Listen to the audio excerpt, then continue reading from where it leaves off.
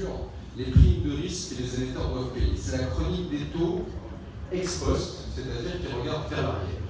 Et aujourd'hui, comme vous le voyez, les taux d'intérêt sont extrêmement bas depuis trop longtemps. Donc, à notre avis, les taux d'intérêt sont trop bas, et ce, depuis trop longtemps. Et lorsque vous avez des taux d'intérêt trop bas, en général, c'est que vous avez une croissance monétaire trop importante. Et la relation de Fisher nous dit que si vous avez une croissance monétaire trop importante, cela va dégénérer en inflation.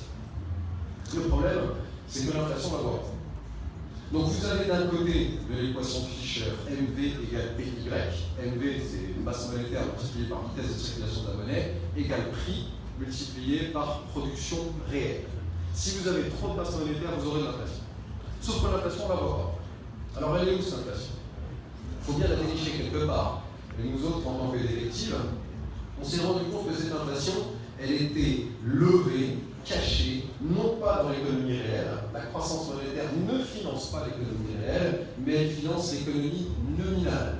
C'est-à-dire qu'une quantité réelle, qui est la masse monétaire M, que ce soit M0, M1 ou M2, se dirige non pas vers la production au niveau mondial, mais davantage vers l'inflation des actifs financiers. Et ça répond à une dimension psychologique qui est importante, qu'on le retrouve à peu près partout aujourd'hui, c'est que d'un point de vue comportemental, behavioral economics, on utilise beaucoup chez Mora, on a une désincitation à l'épargne qui alimente des réflexes spéculatifs. Et ça, c'est pas une bonne nouvelle. Parce que les réflexes spéculatifs s'orientent essentiellement vers les actifs papier, obligations actions, on va voir les conséquences que ça peut avoir, et les actifs non papier, essentiellement le foncier et l'immobilier. Continuons, si vous le voulez bien. Donc, la probabilité d'une hausse des taux d'intérêt, elle semble inévitable. Et l'endroit où se cristallise le risque pays aujourd'hui, ce sont les États-Unis. D'accord? Donc, en l'occurrence, les ajustements de taux vont avoir lieu, très certainement en 2020, si c'est pas en 2020, ce sera dans les 2 années qui vont suivre. Donc on va avoir une augmentation des taux en séquence, d'abord le dollar et ensuite l'euro. L'euro devra réagir. Si la Réserve fédérale doit ajuster ses taux à la hausse, alors la Banque centrale européenne, après quelques trimestres, devrait faire la même chose. Les conséquences, elles peuvent être très importantes, on va essayer de les mesurer juste après. Vous allez avoir une appréciation du dollar, et donc mécaniquement, par effet de miroir, par effet de symétrie, une dépréciation de l'euro. On va avoir une contraction de 2 actifs, l'un financier et l'autre non financier. Les actifs obligataires, donc les obligations vont perdre de la valeur, parce que vous savez que les obligations ont une valeur qui est inversement corrélée par proportion, c'est pas une proportionnalité, c'est un carré, hein, c'est quadratique. Relation inverse entre la hausse des taux d'intérêt et la baisse de la valeur obligataire. Et de l'autre côté, comme vous le savez, quand les taux d'intérêt sont à la hausse, l'immobilier est à la baisse. Donc vous allez avoir 2 vecteurs d'épargne, que sont les obligations et l'immobilier, qui vont aller à la cave. Ensuite, face à ça, vous allez avoir un autre effet psychologique, qui est l'effet richesse. C'est-à-dire que quand vous possédez des obligations de l'immobilier et des actions qui sont toutes à la cave, vous avez le sentiment d'être moins riche, par conséquent, vous consommez moins.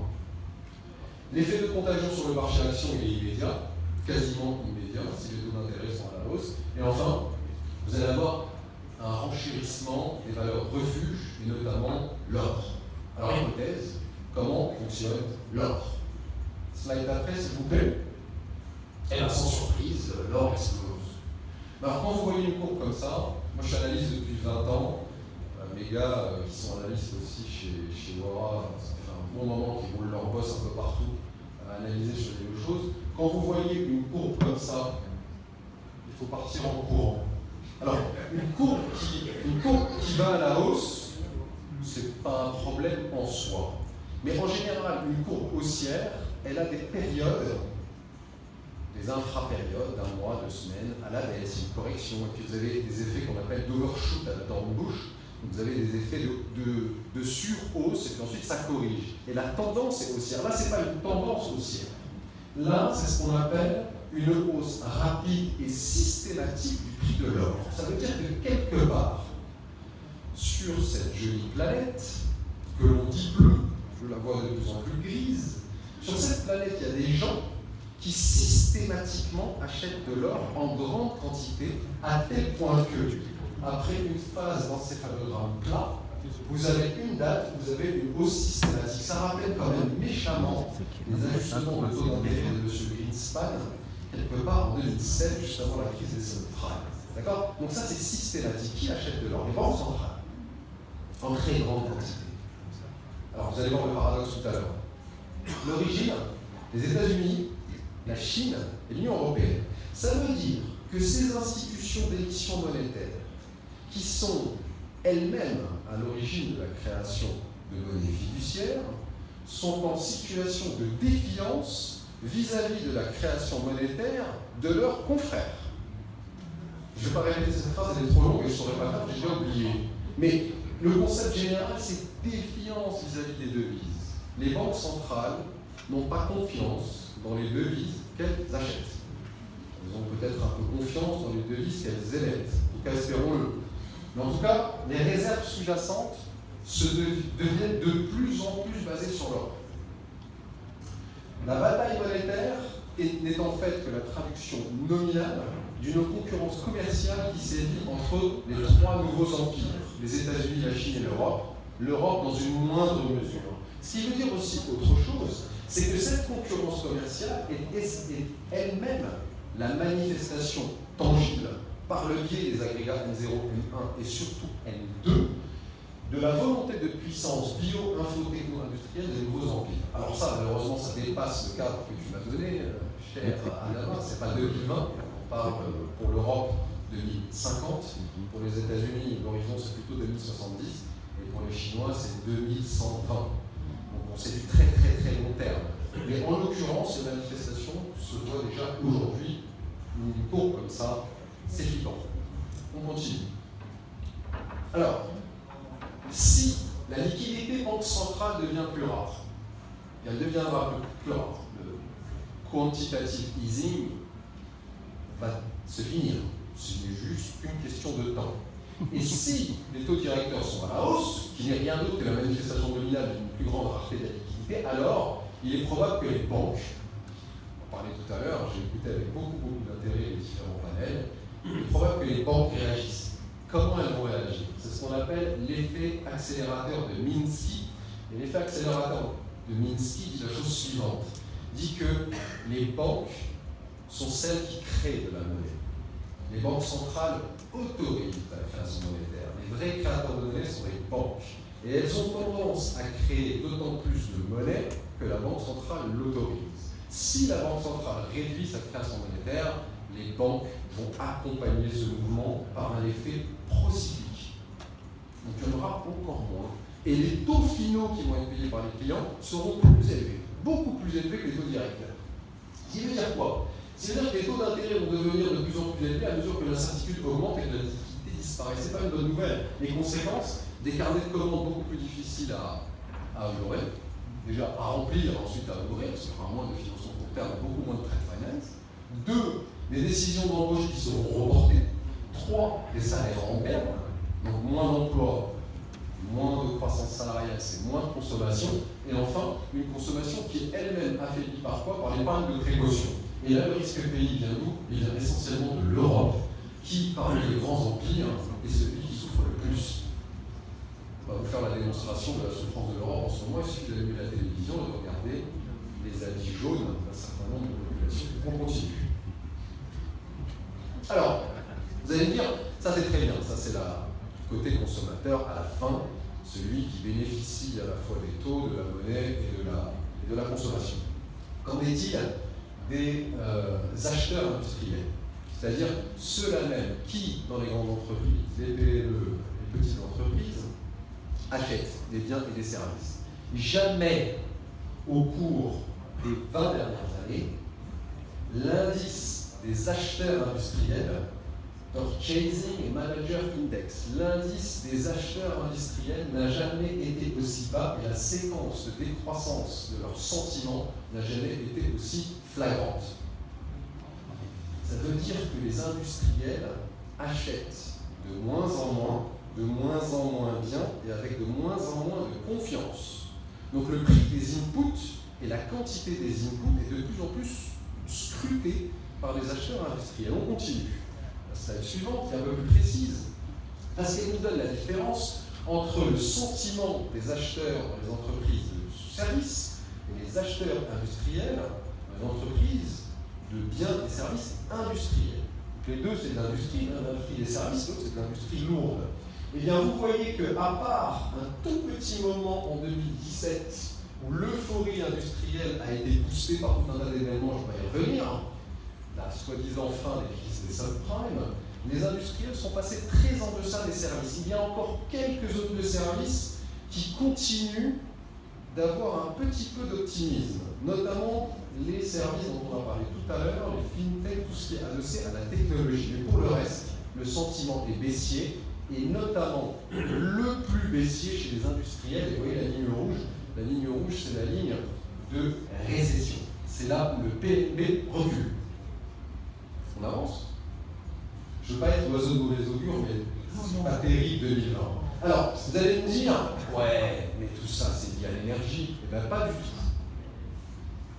Il n'y a plus d'enjeu énergétique en 2020. En tout cas, il n'y a plus d'enjeu énergétique hydrocarbures. Ça ne veut pas dire qu'il n'y a pas d'enjeu énergétique. Les hydrocarbures, donc là vous avez 2019, là, à la fin de l'année, on va arriver dans 2020. À droite, vous avez les prix futurs de l'énergie. À gauche, vous avez les prix effectifs de l'énergie tels qu'ils ont été constatés. Les prix futurs de l'énergie ne dépassent pas de la bande magique des 45-70 $. Et c'est la bande que nous a annoncé le seul qui maîtrise vraiment les prix de l'énergie. Si vous avez son numéro de téléphone, je suis preneur, c'est le roi d'Arabie Saoudite. Si vous n'avez pas son numéro de téléphone, n'essayez pas de prédire les prix du brut l'année prochaine. Donc nous, on ne fait pas ça. On n'est pas en train d'essayer de dire, je sais pas le numéro de téléphone, mais si je l'avais, et là je le saurais, mais là je ne l'ai pas, donc on est entre 45 et 70. Le prix du baril ne sera pas un facteur majeur, ni en 2020, ni dans les années qui suivent, depuis que les États-Unis sont le premier producteur mondial d'hydrocarbures. Quand ce n'était pas le cas, il y avait d'autres enjeux. Aujourd'hui, c'est le cas, il y a moins d'enjeux, en tout cas pour l'économie mondiale. Donc les hydrocarbures ne sont plus un enjeu. Alors c'est quoi l'enjeu? L'enjeu est réglementaire. Aujourd'hui, si vous êtes moins green, et c'est dommage qu'on n'ait pas parlé du green, monnaie des solutions dans l'inclusion financière, on aurait pu parler un peu de vert, parce que l'enjeu ici est réglementaire. Aujourd'hui, le green devient une condition. Donc ce n'est pas energy policy, ça c'était l'époque des années 80, lorsque la bataille entre l'URSS et les États-Unis battait son plein et que l'URSS est tombée à cause du prix de l'énergie, piloté par l'Arabie Saoudite d'ailleurs, mais energy politics. Donc aujourd'hui, les Européens qui sont tributaires essentiellement du gaz russe et du pétrole moyen-oriental, les Européens sont en train de pousser pour la transition énergétique, non seulement pour essayer de renforcer leur légitimité politique, mais aussi comme une arme de destruction massive vis-à-vis de leurs partenaires, pour essayer d'éviter que les hydrocarbures arrivent en Europe et développer leur propre savoir-faire en énergie renouvelable. Donc c'est plus energy policy, c'est energy politics. Mais ça, c'est pas 2020, c'est après. On continue.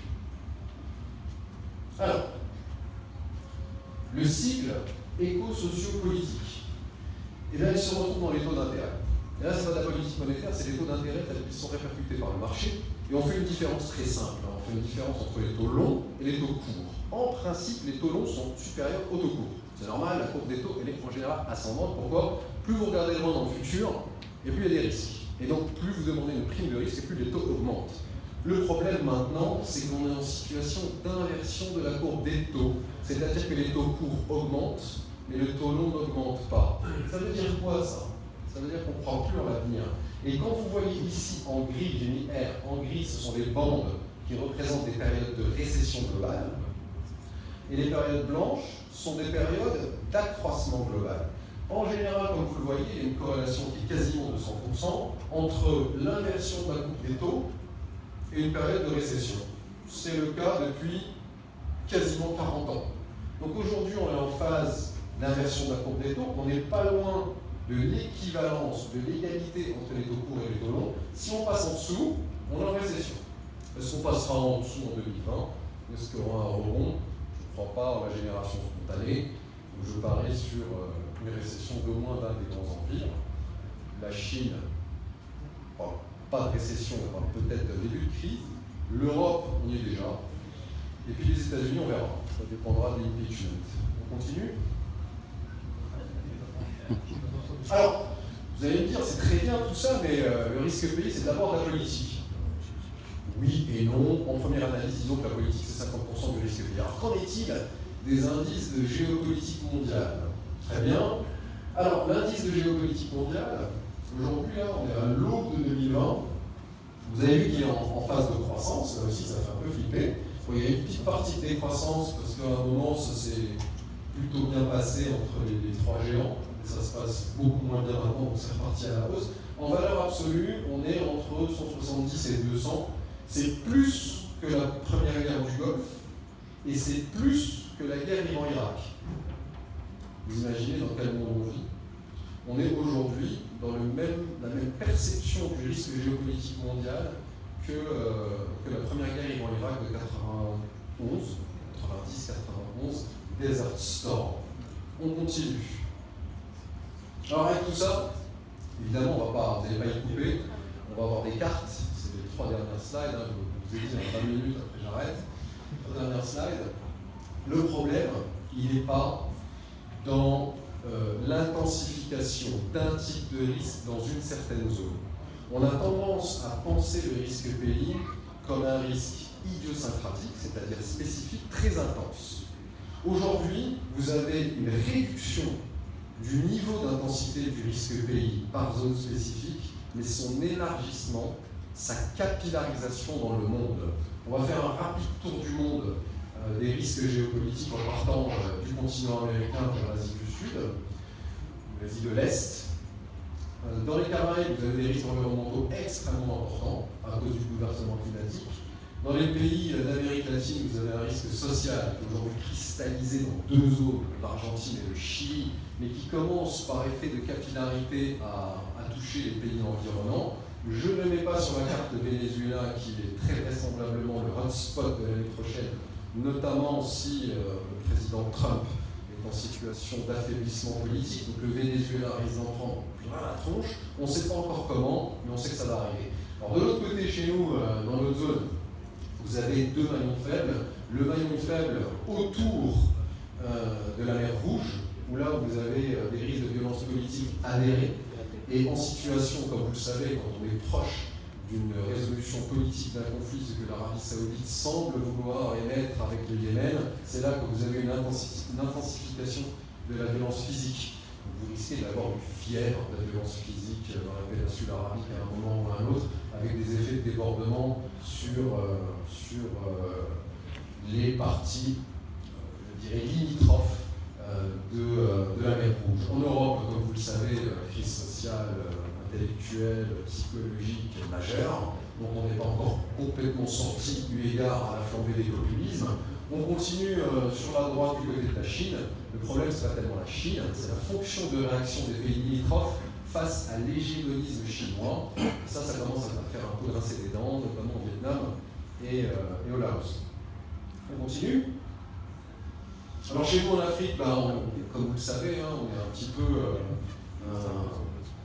un copier-coller de l'économie mondiale, puisqu'on est exportateur des ressources naturelles, donc forcément les ressources naturelles, c'est ce dont toute la planète a besoin, et donc nous, par effet de contre-coup, on subit un peu tout ça, avec 4 grandes catégories de risques: les risques de transition en rouge, les risques de violence physique en noir, les risques de voisinage en vert, et puis les risques macroéconomiques en bleu. Je vais commencer par les risques macroéconomiques en bleu. Il y a deux pays qui sont aujourd'hui en phase de risque macroéconomique. Il y a leurs grands équilibres extérieur-intérieur. C'est l'Afrique du Sud et le Nigeria, pour des raisons différentes. L'Afrique du Sud, les institutions sont très affaiblies. Le Nigeria, c'est essentiellement le caractère un peu déprimé des prix du pétrole dont ils ont encore beaucoup besoin, puisque la diversification économique n'a pas encore eu lieu. Alors on va évacuer ces 2 risques qui ne sont pas les plus importants. Les risques de voisinage, forcément vous les retrouvez du côté de la zone limitrophe de la mer Rouge. Forcément, Érythrée, Soudan et la Somalie, c'est pas nouveau. Le problème, c'est l'intensification des effets de débordement, c'est-à-dire au-delà des frontières, comment des risques qui sont circonscrits à un pays peuvent contaminer les voisins. Au nord, tous les pays de l'Afrique du Nord sont en transition. J'inclus le Maroc. On en parlera si vous voulez. On ne parle pas de transition de régime, on parle de transition sociale. Vous avez le Maroc, j'en viens, je suis moi-même de Rabat. C'est un modèle de croissance économique, il n'y a pas photo, en Afrique, autour de la Méditerranée, dans le monde arabe, pas de problème. Le problème, c'est la distance entre les haves et les have-nots. En bas de la société, ça grince, ça coince. Et pour ça, il faut une forme de transition. On en parle quand vous voulez, cher ami. Ouais. L'Algérie, on l'a déjà vu, on y est. L'élection d'un nouveau président dans la douleur. Passer sur l'Algérie. La Libye, bon, la transition politique semble pouvoir se faire, mais est-ce qu'elle va vouloir se faire en bas? Et l'Égypte, contrairement à ce qu'on croit, le miracle économique égyptien depuis pas longtemps est basé sur du sable. On pourra en parler si vous voulez, c'est extrêmement fragile l'Égypte. Au milieu, vous avez la bande ancienne AQMI, Al-Qaïda au Maghreb islamique, qui s'appelle aujourd'hui Daesh au Maghreb, qui va du nord-est de la Libye jusqu'au nord-est du Burkina en passant par tous les pays du milieu. Donc là aussi, on peut en parler, un mélange de grand banditisme, de petit banditisme, d'idéologie feinte et d'opposition qui ne dit pas son nom dans chacun de ces pays, qui a trouvé dans l'idéologie salafo-djihadiste un bel exutoire et surtout beaucoup d'argent pour pouvoir taper sur des gens qui n'ont rien demandé. De l'autre côté, vous avez une bande qui va de chez nous, l'Afrique de l'Ouest jusqu'à Madagascar. Vous avez des transitions ici là, plus politiques et de régime, c'est-à-dire électorales. On attend des élections majeures pour 2020. Comme vous le savez, à la veille de quelques élections majeures, il y a toujours un peu de turbulence et d'accroissement du risque au pays. On finit sur notre région, si vous le voulez bien. Donc, comme vous le savez, nous, on fait de la notation. C'est dans la slide suivante. On note une centaine d'émetteurs, y compris un pool qu'on appelle le pool souverain. On a 17 pays qui sont notés chez nous, en confidentiel ou en public. Ça dépend, il suffit d'aller sur le site web pour voir ce qui est public et confidentiel. Mais en tout cas, on a rangé nos 17 pays. Donc, le Maroc, il est tout en haut, en local currency, je suis collé avec Maurice. Entre les deux, vous avez un beau groupe. Côte d'Ivoire, Gabon, Bénin, Rwanda, Sénégal, qui sont les gagnants en termes de risque pays. Dans nos autres, en termes de risque pays, je suis pas en train de juger, de dire c'est mieux ou c'est pas mieux. J'adore la Guinée-Bissau, mais en termes de risque pays, la Guinée-Bissau, elle est en dessous. Entre les deux, vous avez dans la catégorie du milieu, c'est-à-dire risque médian, Niger, Burkina, Guinée, Mali, Tchad, Togo, malgré les risques sécuritaires. Il y a plein de belles choses qui se passent dans ces pays-là. Et puis ensuite, vous avez Centrafrique, Burundi et Sierra Leone qui souffrent un peu plus, notamment sur le bouclage macro, et notamment sur les déficits fiscaux, l'inflation et tout ce que vous savez être les variables de base du risque pays. Donc voilà, grosso modo, pour conclure, 2020, l'année du risque pays mondial. Les risques sont davantage des risques systémiques et non pas simplement des risques idiosyncratiques. En Afrique, on a réussi à être plus résilient. Ça fait un peu moins d'une dizaine d'années qu'on fait ce métier et depuis 10 ans, on a vu le accroissement de la résilience, notamment de chacun des États dans l'écosystème mondial. En revanche, on ne sera pas à l'abri de risques systémiques qui viendraient frapper à la base de notre économie, à savoir les marchés primaires, notamment les industries extractives et l'industrie agro-industrielle. Voilà. Je vais m'arrêter là parce que j'ai débordé de 3 minutes si je ne suis pas, si ce n'est pas faux. Pardon pour le fait d'avoir un peu forcé le trait et d'avoir été un peu caricatural, mais en 20 minutes, on ne peut pas rentrer dans le détail du risque pays. Merci à vous pour votre écoute.